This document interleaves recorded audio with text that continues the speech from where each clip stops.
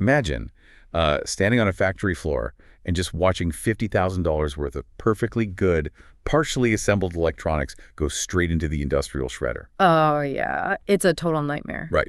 All because, the biggest VIP client called the VP of sales in an absolute panic, begging to change the casing color on an order that was, supposed to ship next week. I mean, it happens far more often than companies actually care to admit. It's just wild to me. That scenario is what keeps operations managers awake at night. Well, yeah, because when an organization lacks a rigid defense system, the loudest voice in the room can just completely capsize the production floor. So true. That's why the master production schedule, or the MTS, it can't just be a calendar or, a colorful spreadsheet. It actually has to act as a vault. A vault. I like that.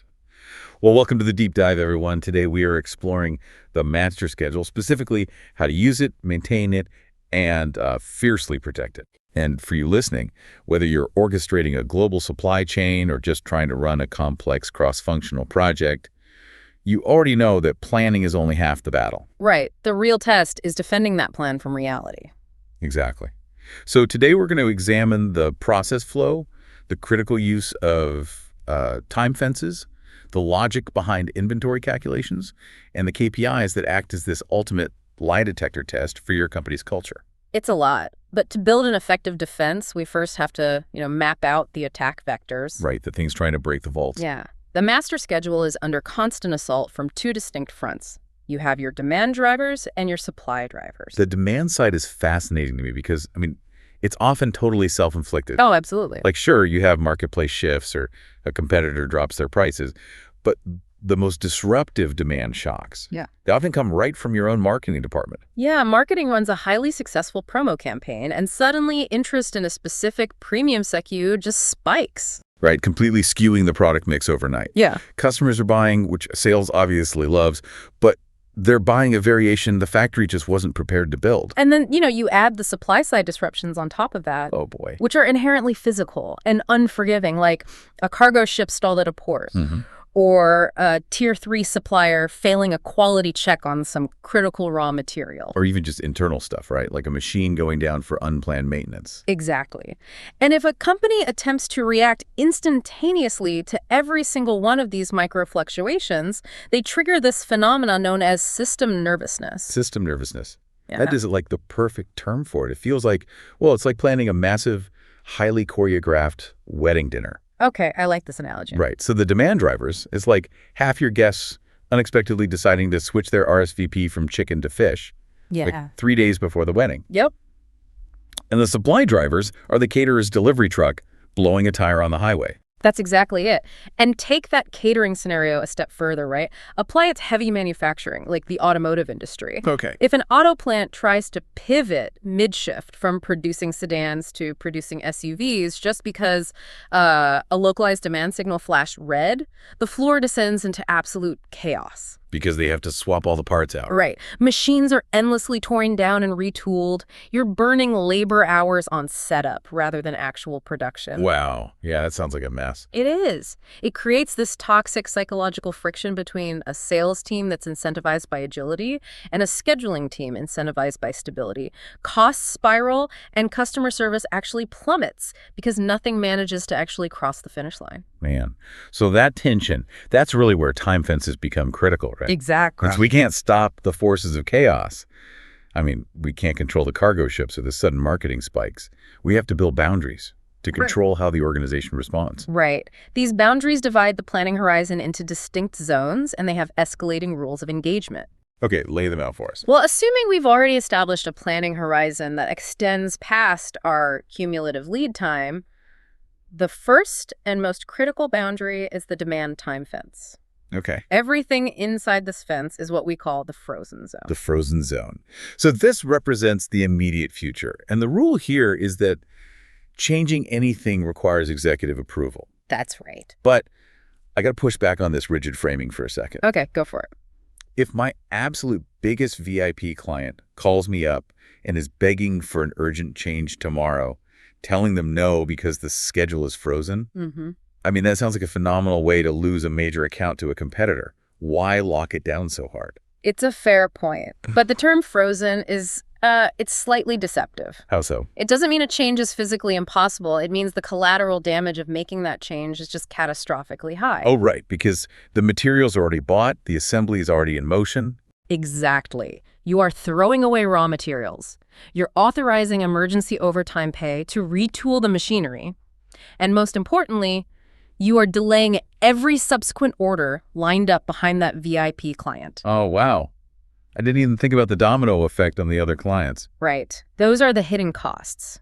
So the requirement for executive approval isn't just bureaucracy, it's a behavioral deterrent. Okay, that makes sense. Only a vice president or a CEO has the authority to absorb that massive financial penalty, cannibalize the margin, and potentially alienate 3 other clients just to save this one VIP relationship. Because a master scheduler simply doesn't have the mandate to make that kind of localized trade-off. Exactly. That shifts the perspective entirely. The executive literally has to put their signature on the margin destruction. Yep, they have to own it. Okay, so moving further out the timeline past the demand time fence, we hit the planning time fence.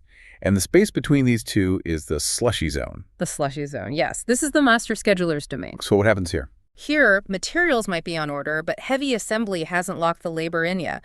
So the master scheduler has the authority to play a very complex game of capacity Tetris. Capacity Tetris. I love that. They can negotiate priorities, swap similar components, or adjust lot sizes without needing the CEO's blessing, provided they don't break the overall capacity constraints, of course. And then everything beyond that planning time fence, that's the liquid zone, where changes are basically frictionless because, you're just manipulating data on a forecast at that point. Exactly.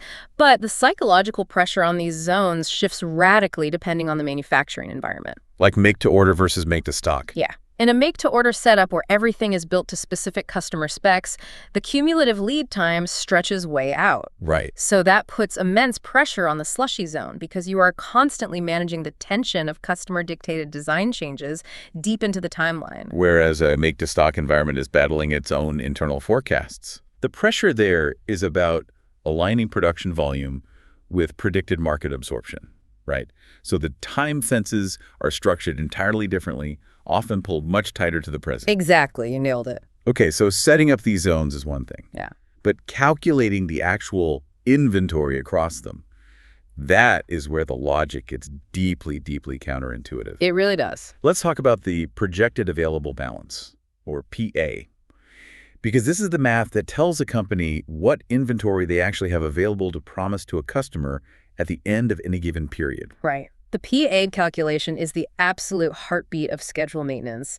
But before we look at the formula, we have to define a critical input, which is constrained demand. Okay, break that down for us. Constrained demand is not just a high-level sales wish list. It's the forecast after it's been scrummed against actual physical factory capacity and material availability. So it's what the business realistically expects to need. And the way the master schedule treats that constrained demand, it changes violently depending on which side of the demand time fence you're standing on. It does. It's a complete shift. Inside the frozen zone, the formula for your projected available balance is simply your prior period inventory, plus whatever you're scheduled to finish building, minus your actual firm customer orders. Notice what's missing there. The constrained demand, the forecast, is completely eradicated from the math inside the frozen zone. And this was my massive aha moment reading the text. Because it feels dangerous, right? Yeah. To totally ignore the forecast when calculating inventory.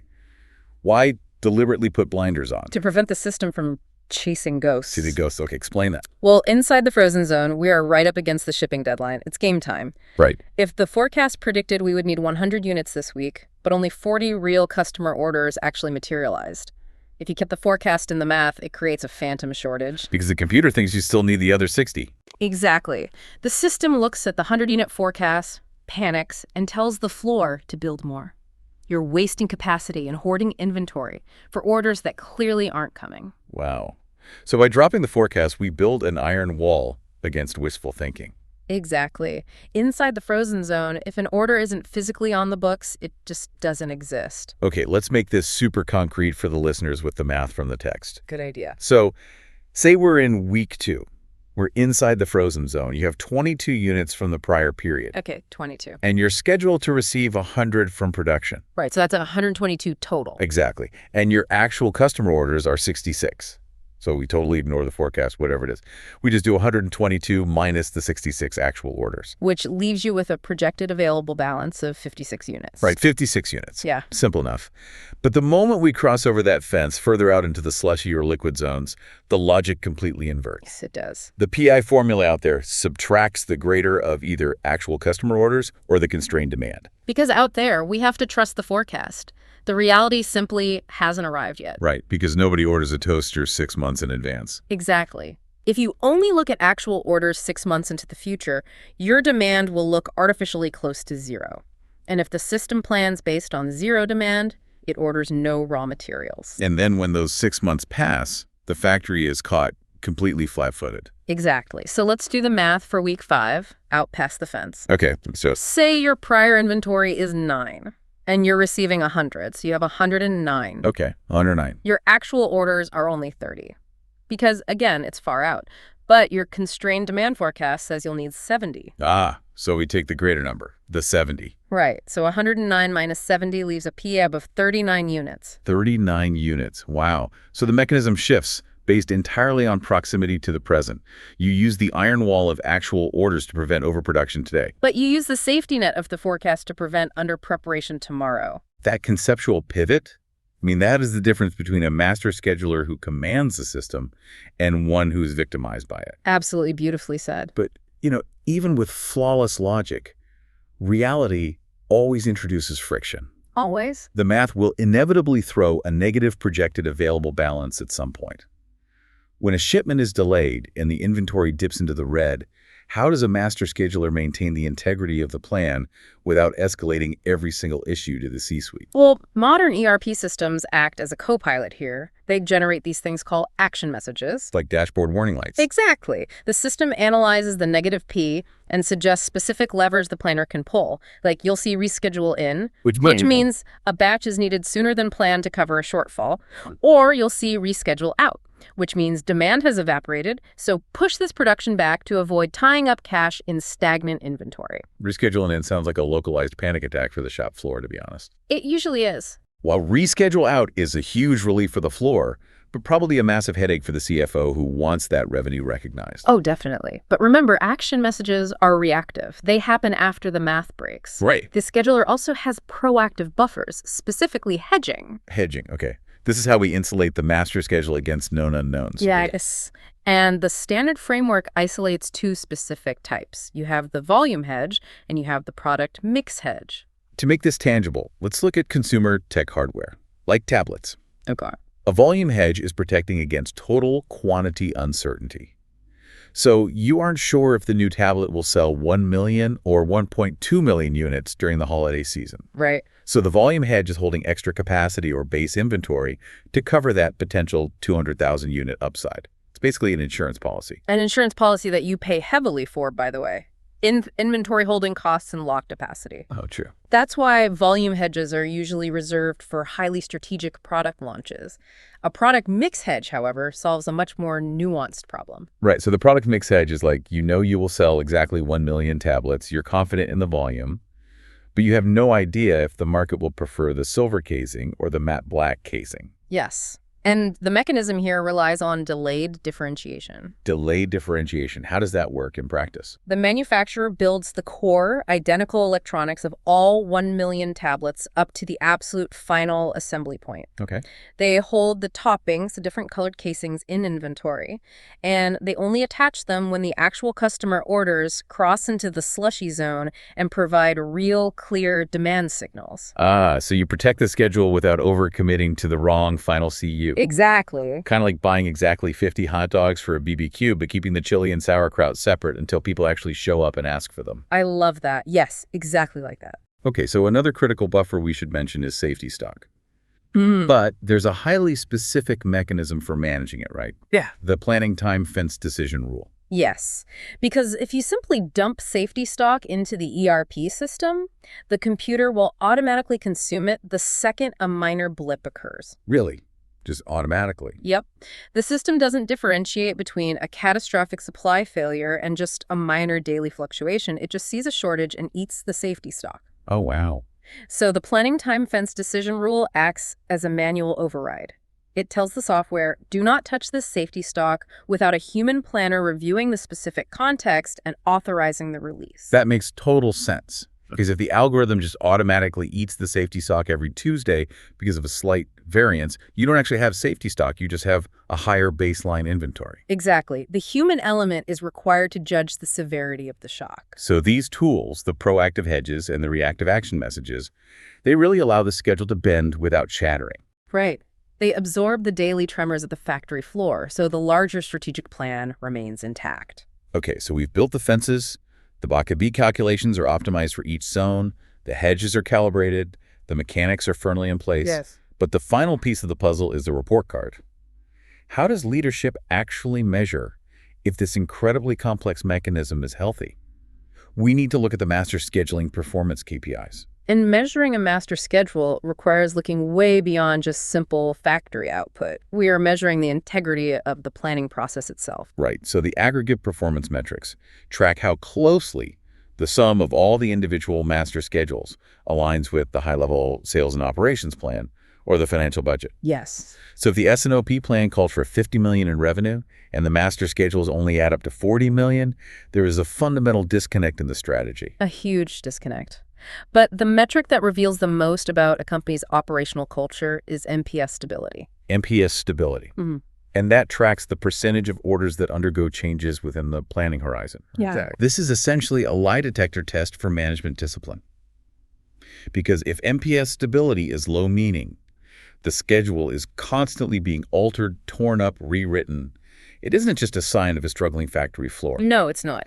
It's a blinding red flag indicating a reactive, undisciplined management culture. Absolutely. It reveals that the frozen zone is being routinely violated. Wow. When you see persistent past due orders, excess inventory piling up alongside massive stockouts, and totally unreliable delivery promises, you are looking at a system where the master schedule is viewed as a suggestion rather than a mandate. A suggestion rather than a mandate. That's a great way to put it. And the ultimate symptom of this failure is top management constantly appearing on the shop floor or in the scheduler's office to expedite orders. Oh, yeah. Which is so funny because when executives are personally managing daily workflow overrides, they often view themselves as heroic, right? Yep. Like hands-on leaders putting out fires. They really do. But in reality, their presence on the floor is the definition of active system failure. Yes. If the CEO is expediting a single order, the time fences have completely collapsed. Right. To repair a broken report card like this, an organization has to implement rigid policy shifts. And the first one being that the master scheduler role must be clearly defined and empowered. Yeah. It can't just be some secondary duty assigned to a production manager. It is a distinct discipline. Exactly. And furthermore, the static data driving the ERP system, like your lead times, lot sizes, routing times, it must be meticulously updated to reflect physical reality. Oh, that makes sense. Because if the software calculates PIB based on a supplier lead time of 2 weeks, but that supplier consistently takes 4 weeks, your math is fundamentally poisoned from the start. Right. The math won't save you if the inputs are lies. And crucially, senior management must elevate their focus. Their collaboration belongs at the S&OP level, the monthly strategic planning cycle, where they define the aggregate volume and financial goals. Yes. They must steer the ship from the bridge, not run down to the engine room to manually turn the valves. Exactly. When leadership commits to the S&OP process and respects the time fences, the master scheduler is finally free to optimize the slushy and liquid zones. The managed chaos is contained.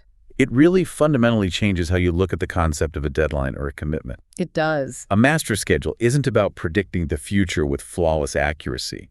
It's about acknowledging the inevitability of chaos, erecting boundaries to protect the core operation, and dynamically shifting your mathematical logic based on how close the deadline is. And the distinction between frozen commitment and a liquid plan is universal. Oh, absolutely. Whether you are moving thousands of tons of raw material across an ocean or simply allocating human capital across different departments in a corporate office, enforcing those boundaries is the only way to scale an operation without burning out the people running it. It's a blueprint for organizational sanity. It really is. Yeah. But as we look toward the evolution of these systems, there is a provocative tension emerging. Oh, Well, supply chains are becoming hyper-connected. right. With IoT sensors on every pallet and predictive AI models anticipating market shifts, we're approaching a point of near-perfect, real-time visibility. Right. Total visibility. The system will soon know about the delayed cargo ship or the viral marketing trend the literal second it happens. Right. Yeah. But here's the paradox.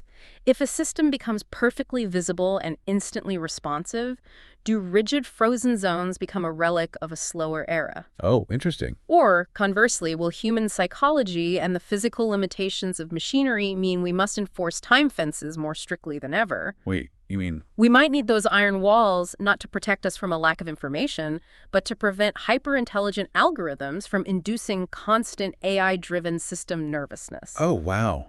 That is a brilliant final thought. Sure. Because an AI might know the demand shifted instantly, but the heavy machinery still takes 6 hours to physically retool. Exactly. You cannot algorithm your way out of physics. You really can. Man, what a deep dive. Thank you for walking through this minefield with us today. Oh, my pleasure. And for everyone listening, next time you are tempted to ask for a last-minute change on a major project, just visualize that demand time fence. We'll see you on the next deep dive.